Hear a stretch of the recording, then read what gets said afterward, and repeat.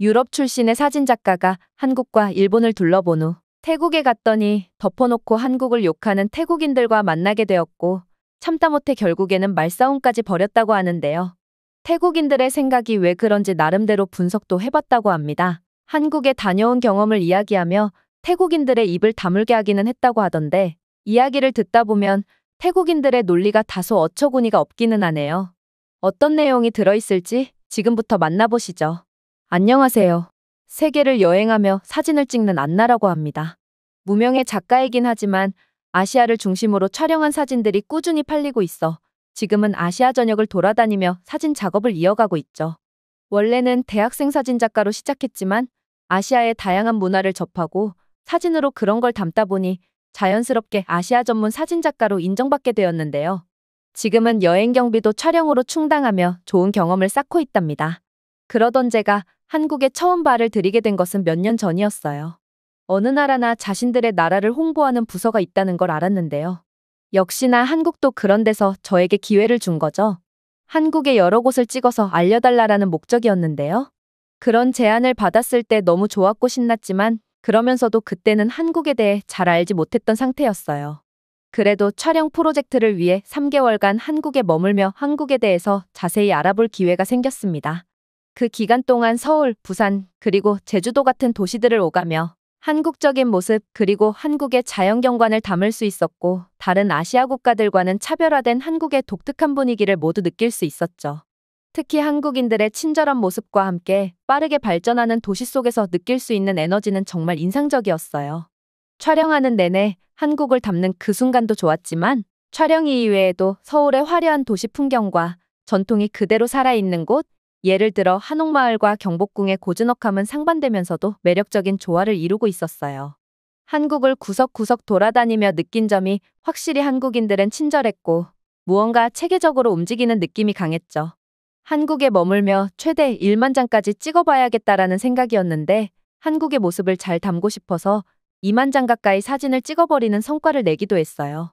나중에는 카메라를 들고 다니느라 손목이 아플 지경이었죠. 하지만 한국은 너무나 아름다운 곳이었기에 그런 아픔 따위는 안중에도 없을 정도였어요.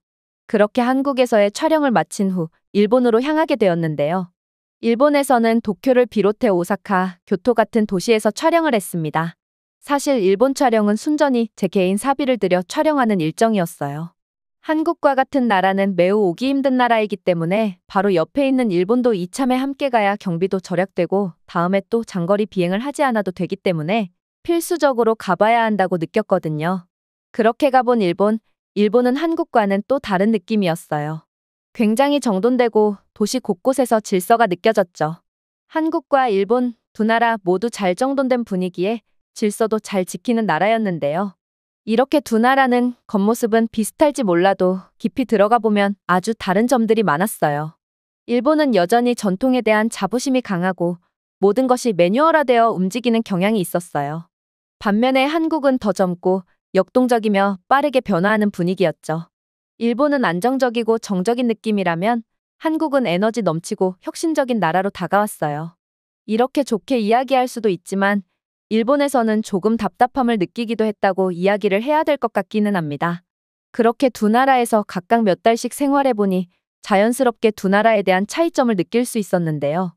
유럽의 모든 국가들은 대체적으로 분위기가 비슷한데 그렇게 한국과 일본을 생각했다가는 완전히 다른 모습을 보고 놀랄 수도 있어요. 결과적으로 저는 한국의 속도감 있고 활기찬 분위기에 더 매력을 느끼게 되었어요. 제가 일본에 체류하는 동안 태국관광협회에서 저를 초청해 주었는데요. 마찬가지로 태국에 한 달 정도 머물며 태국을 홍보하는 사진을 촬영해 달라는 거였죠. 이렇게 한국과 일본을 거쳐 태국까지 한 번에 가볼 수 있다니 잘 풀리는 일정에 매우 신난 상태였습니다. 그렇게 촬영을 위해 태국에 도착하게 되었고 태국에 머물며 다양한 사람들과 교류하게 되었는데 처음엔 태국인들과의 대화가 매우 자연스러웠어요. 한국과 달리 태국에서는 저에게 따로 따라붙는 가이드와 관광협회 직원이 있었는데요. 이 사람들과 하루 종일 함께 다니며 태국에서 교통편이나 현지 문화에 대해서 설명을 듣는 등 여러 가지 도움을 받았어요. 그러면서 자연스럽게 다양한 이야기를 나누게 되었는데요. 특히 일본에 관한 이야기가 나오면 그들은 일본의 문화, 기술, 질서에 대해 굉장히 긍정적인 태도를 보였죠. 제가 태국에 오기 전 일본에 체류하고 있던 사실에 대해서 그 사람들이 알고 있었기 때문에 그 태국 사람들이 일본에 대한 이야기를 먼저 꺼내기도 했어요. 너무나 자연스러운 대화 분위기였죠. 서로를 알아가는 단계에서 공통의 관심사가 있다는 건 금방 친해질 수 있는 것이기 때문이죠. 그렇게 일본에 대해서 대화하면서 제가 일본에서 경험한 부분들에 대해서는 저도 고개를 끄덕이며 동의할 수 있었어요. 일본은 세계적으로 인정받는 기술력과 전통을 유지하는 나라잖아요. 그래서 저도 그들과 자연스럽게 일본의 좋은 점에 대해 대화를 이어갔죠. 속으로 생각하고 있던 조금은 느리고 답답한 부분에 대해서는 일체 이야기를 꺼내지 않았어요. 괜히 다른 나라를 욕할 필요는 없는 거잖아요. 게다가 일본이 조금 답답한 면이 있다고 하더라도 태국보다는 모든 여건이 더 나았기 때문에 태국인들이 공감하기 어려웠을 수도 있고요. 그런데 문제는 제가 한국에 대한 이야기를 꺼냈을 때 시작됐어요. 이 태국인들과 일본에 대한 이야기를 실컷 하기도 했고, 저는 일본에 체류하기 전 한국에 머물렀던 경험을 말해주고 싶기도 했거든요. 이 태국인들이 한국에 대해서 잘 아는지는 모르겠지만 한국이 좋았다라는 점을 이야기해주고 일본도 좋지만 한국에도 꼭 가보라고 이야기해주고 싶었기 때문이에요. 그렇게 저는 한국에서 촬영을 하면서 느꼈던 편리함, 사람들의 따뜻함, 특히 한국의 빠르게 발전하는 경제와 문화적 영향력에 대해 칭찬을 하고 싶었거든요. 한국은 특히 도시의 발전 속도가 빠르고 일상생활의 편리함이 눈에 띄는 나라였어요. 그런데 한국에 대해 칭찬을 시작하자마자 태국인들의 반응은 제 예상과는 완전히 달랐습니다. 이 태국인들은 한국을 아시아에서 일본보다 한참 뒤처진 나라로 보고 있었어요. 이 사람들은 한국의 경제적 위상이나 문화적 영향력을 거의 인정하지 않는 듯 보였어요. 가이드 선생님은 일본은 오랜 역사를 가진 강국이고 한국은 아직 따라가기 힘들다는 식으로 말했는데요. 처음 그런 뉘앙스의 말을 들었을 때 정말로 놀랬는데 일단 내색을 하지는 않았죠. 무슨 말이던 함부로 더하면 안 될 것 같았어요. 속으로는 당연히 한국이 오히려 일본보다 더 현대적이고 혁신적인 느낌을 줬는데 태국인들은 그런 부분에 대해 상당히 무시하는 경향이 있었던 거죠. 심지어 방콕의 번화가에서 한국 음악이 자주 흘러나오고 K-팝 스타들의 얼굴이 여기저기 걸려있는데도 말이죠.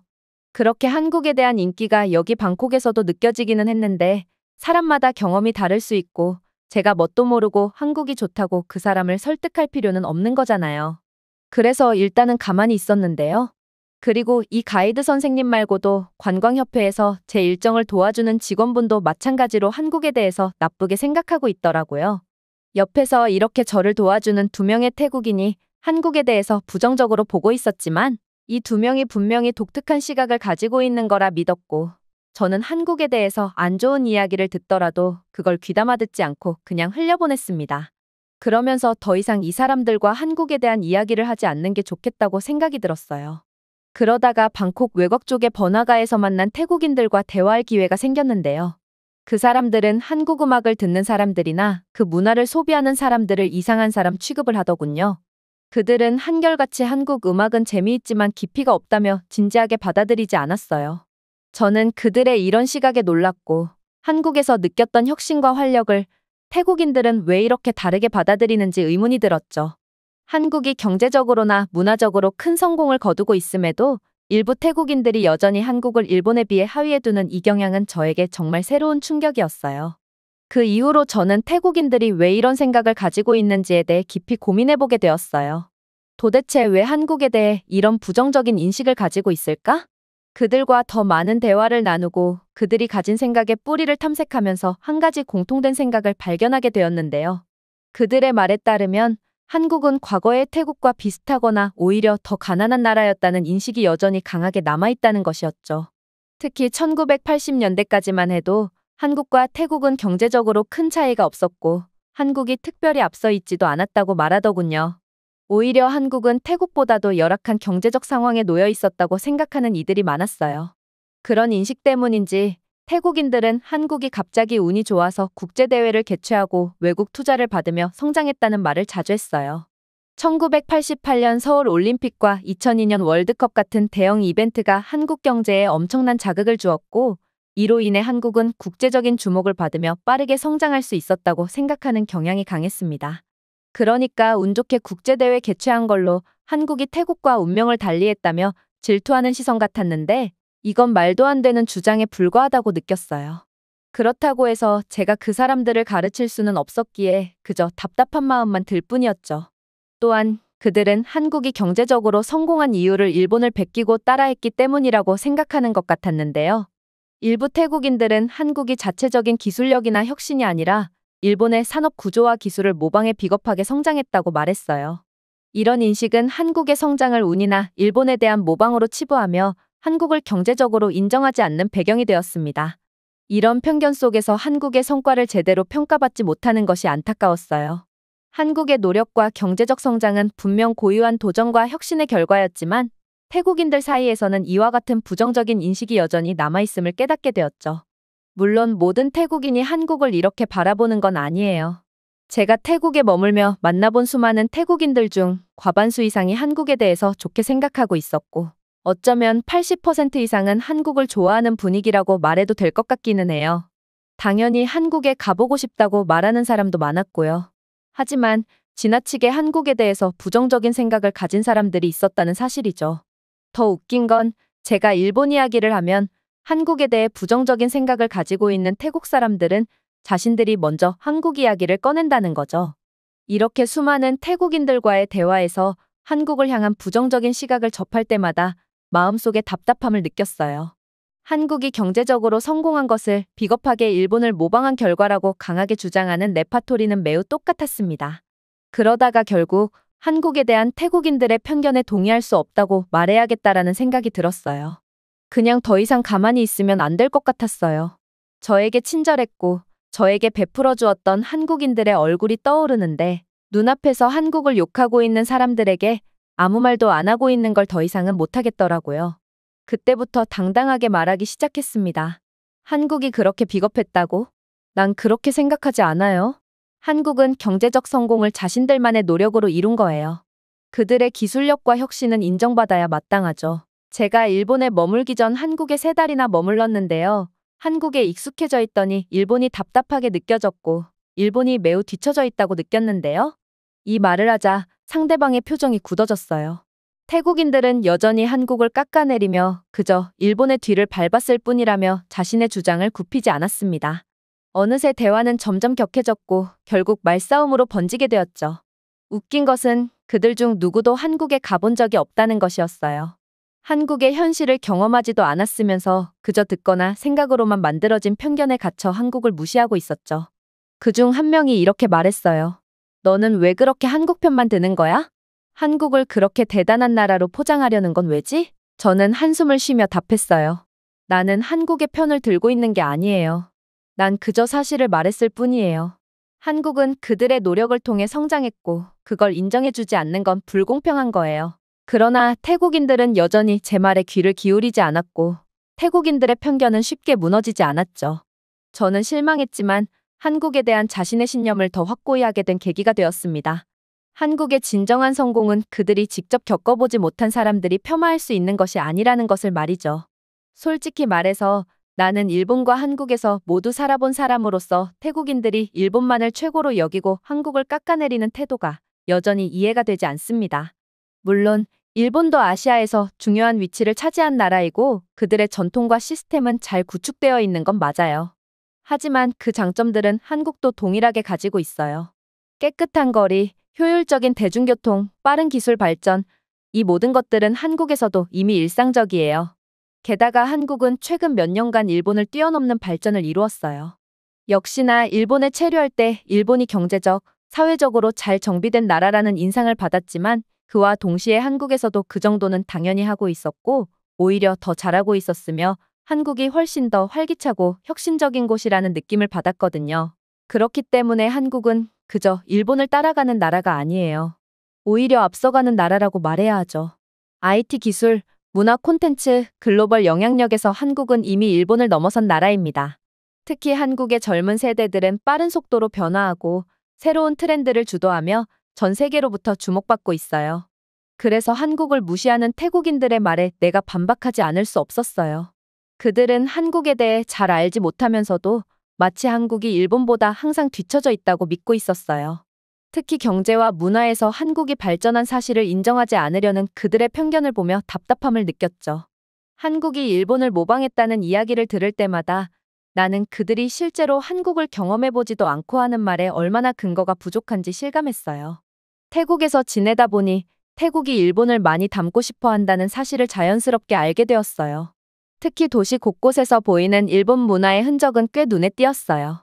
상점에서 파는 일본 제품들, 레스토랑에서 제공되는 일본 음식들, 심지어 태국 젊은이들이 일본식 패션과 스타일을 따라하는 모습도 많이 봤죠. 한국 문화가 요즘 급부상하고는 있지만 태국인들 사이에서 여전히 일본은 모델 같은 이미지로 자리 잡고 있다는 느낌이 강했어요. 일본의 경제적 성공과 기술력에 대한 동경이 짙게 배어 있었고, 많은 태국인들이 일본을 이상적인 국가로 보고 있었거든요. 그리고 태국은 사실 내륙 국가이지만 자동차가 우엔들로 되어 있다는 점은 흥미로운데요. 태국인들이 스스로 말하길 일본을 따라가는 문화적 요소가 있었다고 하더라고요. 태국은 일본과 경제적, 문화적으로 많은 교류를 해왔으며 특히 자동차 산업에서 일본의 영향을 강하게 받았던 나라래요. 일본은 태국의 자동차 시장에서 가장 큰 점유율을 차지하는 나라로 많은 태국인이 일본제 자동차를 선호하고 있고, 이 때문에 일본의 자동차 규격과 유사하게 우엔들 방식이 자리 잡았다는 설명이 가능하죠. 제가 이런 이야기가 너무 놀라워서 찾아보니 영국에게 식민 지배를 받은 기간이 있기도 했지만 일본의 영향 때문에 그대로 우엔들 제도를 고착화한 것도 분명히 있다고 하더라고요. 그러니까 일본인들이 한국에게 따라잡혀서 분하다고 말하는 감정을 태국인들도 느끼고 있었나 봐요. 자신들의 우상이 자신들과 비슷하던 나라에게 따라잡혔다라는 그런 심리라고 하던데. 개인적으로는 전혀 이해가 가지 않는 말이기는 해요. 어찌되었든지 과거의 한국은 모르겠고 지금의 한국을 3달 동안 깊숙하게 경험해본 사람으로서 한국이 보여주는 현대적인 모습과 강력한 경제 발전이 일본을 능가한다고 생각합니다. 태국인들이 여전히 일본을 최고로 보는 것과 달리 저는 한국이 이제 아시아의 새로운 리더라는 사실을 확신하고 있습니다. 이렇게 세계를 돌아다니며 다양한 경험을 쌓고 있고 다양한 사람들의 생각을 알게 되는 건 저에게도 좋은 경험이라고 생각해요. 앞으로도 수많은 나라들을 돌아볼 예정인데 다른 곳에서는 또 어떤 일이 있을지 궁금하고 기대가 되기도 하네요. 태국에서 다소 이해가 안 되는 그런 말들을 들어서 이렇게 제 경험담을 글로 풀어봅니다. 읽어주셔서 감사합니다. 오늘의 사연은 여기까지입니다.